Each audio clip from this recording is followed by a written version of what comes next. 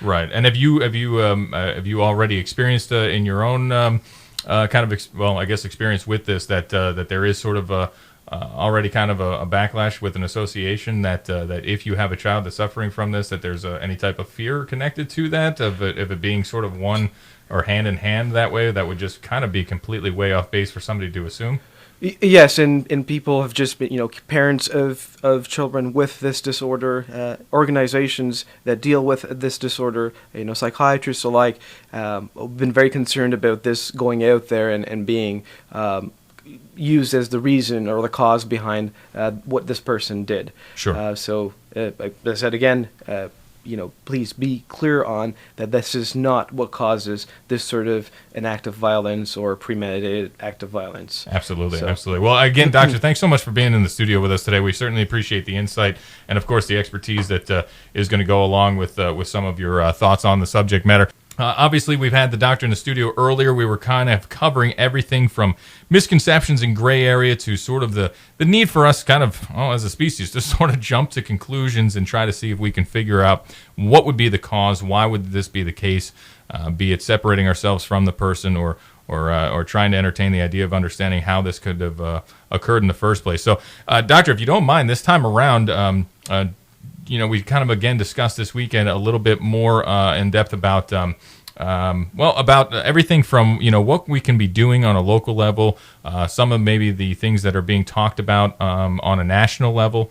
Obviously, we've had everything from equipping our principals out there with a gun to hiring more truancy officers that would obviously be costing taxpayers millions and millions of dollars. There's a ton of opinions out there, but I guess what is sort of more important and what I'd like to talk about with you, and especially given your background, is sort of early warning signs that maybe parents can be talking with their children about or even looking out for, obviously, whether it's their children, whether it's a family member, whether it's a parent, whoever it might be.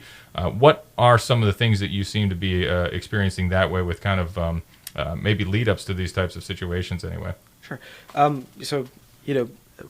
Realizing obviously what this person did was a heinous crime. Absolutely. Yeah. And he wasn't very stable.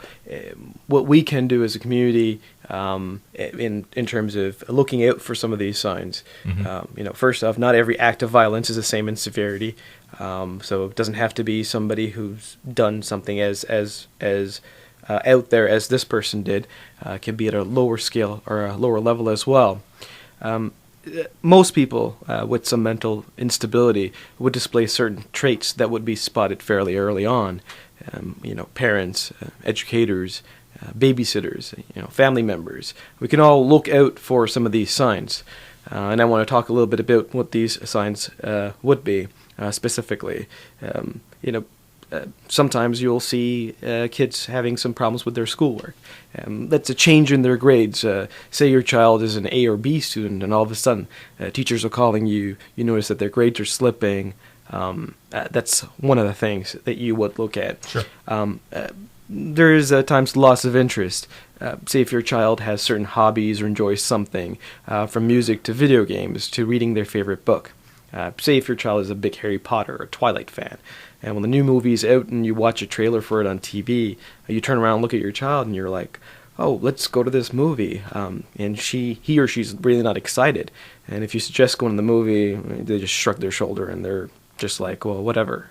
Sure. So again, it would be sort of an overly noticeable maybe change in behaviorism that way, because obviously the flip side of the coin for me always is obviously that kids are going to be kids. They're going to go through phases. They're going to do all kinds of things, and unfortunately we live in a culture where I think sometimes we're a little bit overly trigger happy with trying to diagnose our own kids, let alone ourselves, as far as this would be abnormal, this isn't normal. But obviously there'd be more of a direct change, not just maybe falling out of love with something that they liked before, but obviously it being almost an overnight kind of a notice, or well, no, I would say it'd be more.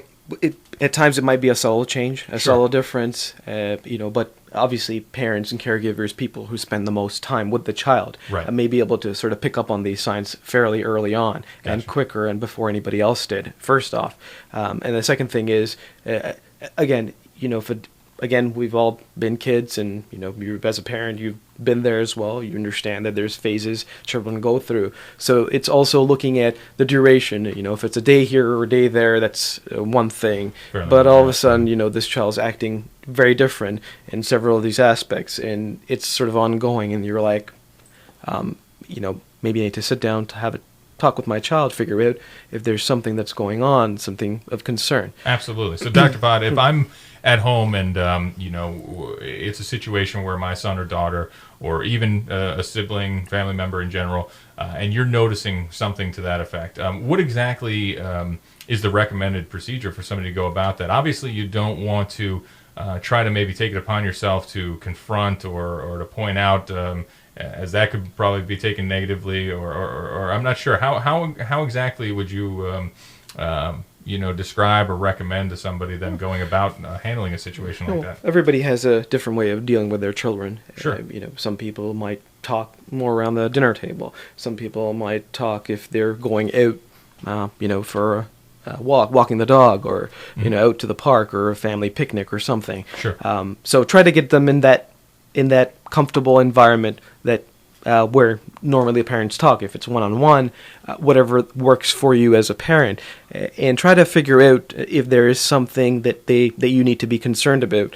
If the child's just having a bad day, or maybe they had some problems with their girlfriend or boyfriend, that's acceptable.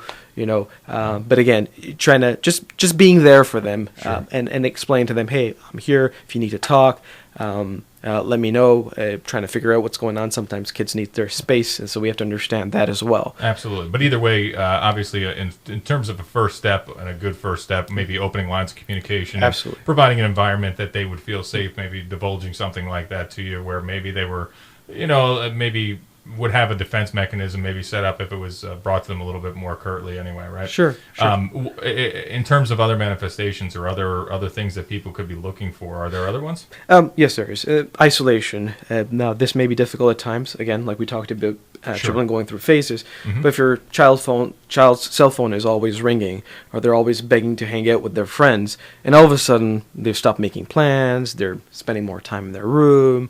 Again, what just screams out at you as being, hey, this is not normal, this may be a little too excessive, do I really need to go in there and figure out what's going on, maybe give them their space, maybe try to figure out if there's some way you can find out more about what's going on with the child. Gotcha. And there's obviously other, I shouldn't say symptoms, but other things you can watch out for.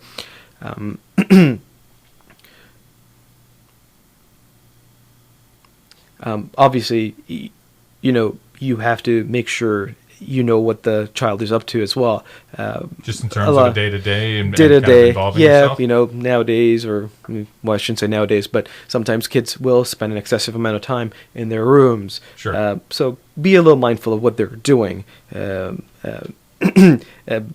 Parents definitely need to keep some check on what they're watching, what they're playing, Mm-hmm. Who they're hanging out with, that sort of deal.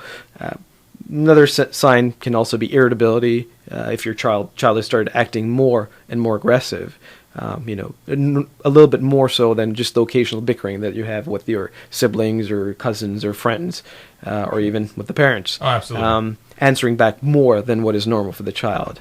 Sure, but again, certainly nothing that would be an isolated case, but obviously something that you're noticing that wasn't quite the norm before. Yes, something is out of the ordinary. Yes. In that And case. again, very prolonged. It's Sure. not just a day here, a day there. Absolutely. More like it's just the child's just changed. You feel like, hey, the whole personality sort of changed, and it's just ongoing. They're just not coming out of this slump or hump or. Absolutely.